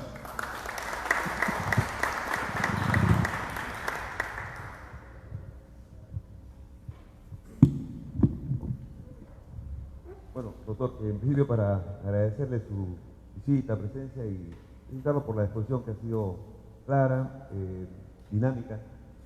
Y bueno, antes hablábamos de la independencia del juez, de la aplicación de la recta del derecho y su correcta interpretación, más que aplicación.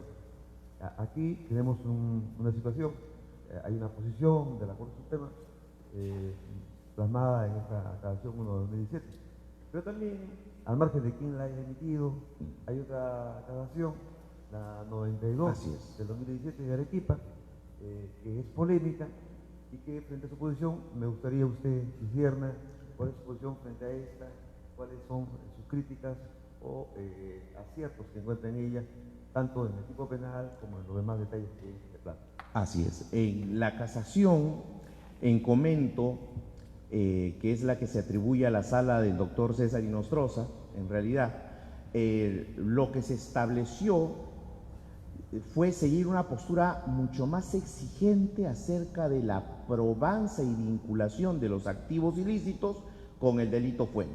Pero ya fue otro extremo.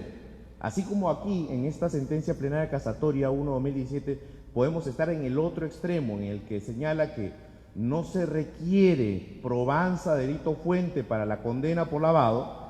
En la otra casación, llegamos ya al otro extremo, es decir, para condenar un caso de lavado se tenía que probar las circunstancias fácticas del delito fuente. ¿Cómo, cuándo, quiénes lo cometieron? Bueno, ese ya era el otro extremo. O sea, nos hemos ido de un extremo al otro. Obviamente eso va a ser muy complicado, más aún si es que en muchos casos ese origen ilícito está vinculado a hechos que en su momento incluso prescribieron o que nunca siquiera fueron conocidos por la justicia. Entonces es muy difícil que en esos casos en concreto se pueda llegar a ese nivel de probanza específica y exigente, a ese nivel con el delito fuente. Eso es lo que significaría, lo que hubiera significado esa posición, hubiera sido desnaturalizar el delito de lavado de activos. O sea, ya ahí hubiéramos llegado al otro extremo, ¿no? Entonces, mi postura, ¿cuál es? Que debemos de buscar un intermedio razonable entre... Y para ello tenemos que entender la finalidad de la punición de lavado de activos. Los estados, el Estado peruano, han asumido el compromiso de sancionar, reprimir las conductas de lavado bajo el entendido de que son son actos destinados a introducir al mercado, a la economía, activos provenientes de delitos. Eso es lo que tenemos que tener muy en claro.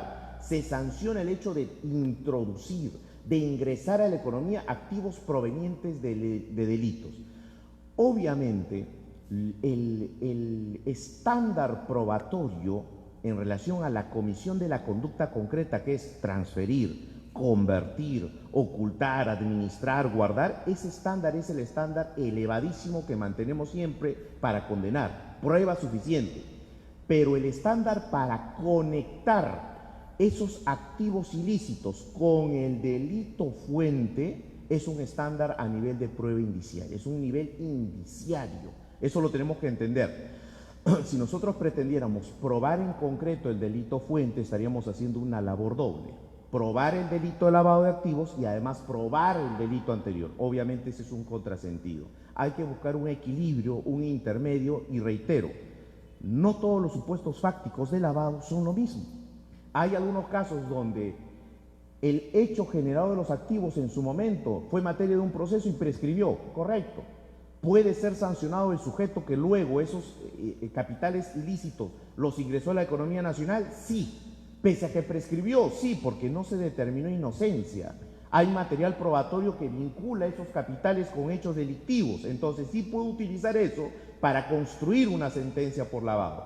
Pero lo que yo no puedo hacer es tener un proceso, ejemplo, por corrupción, donde el sujeto fue absuelto y su patrimonio no justificado, utilizarlo para condenarlo por lavado. No puedo. ¿Por qué? Porque ese patrimonio no ha sido vinculado a un hecho ilícito anterior. Miren cómo es que los supuestos cambian. Bajo la misma premisa, los supuestos cambian. Y si tenemos procesos paralelos, la cosa aún es peor. Si tenemos en procesamiento paralelo el delito fuente, que puede ser corrupción, que puede ser drogas, y tenemos paralelamente procesado el delito de lavado de activos, y en el proceso de delito fuente se absuelve, obviamente la consecuencia del proceso de lavado de activos va a ser la misma.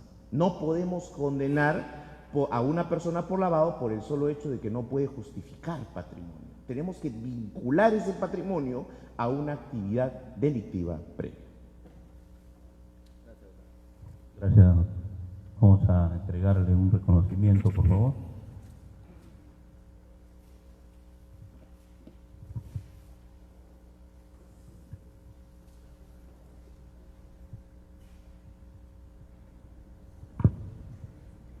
Bueno, doctor Cristian Sala, se ha publicado un excelente exposición, a la cual quiero agregar, lo dicho, que era clara y compleja. Así que, permítanme agregar esto, felicitarlo.